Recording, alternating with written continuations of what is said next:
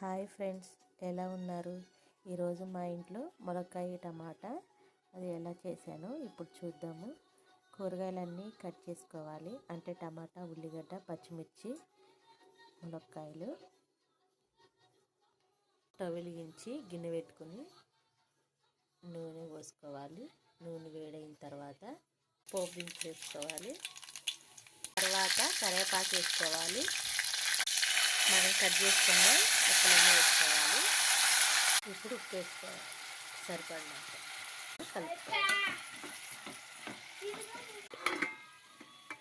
ఇందులో తిప్పుతూ ఉండాలి చూడండి, లేదంటే మాడిపోతుంది.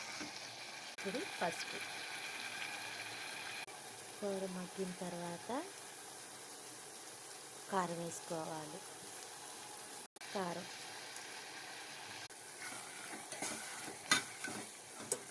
కారం వేసుకొని తిప్పుకోవాలి.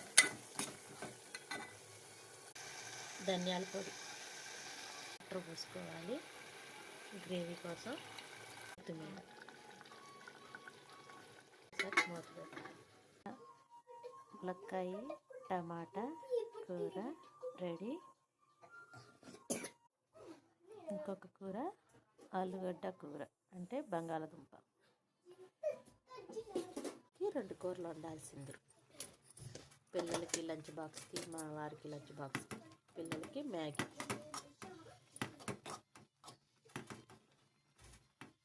మ్యాగీ కూడా రెడీ అయిపోయింది.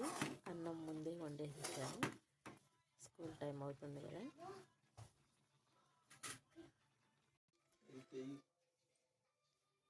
ఓకే ఫ్రెండ్స్, మీకు కనుక ఈ వీడియో నచ్చితే కనుక లైక్ అండ్ షేర్, కామెంట్ చేయండి ఫ్రెండ్స్. Okay bye. అందరికీ గుడ్ మార్నింగ్.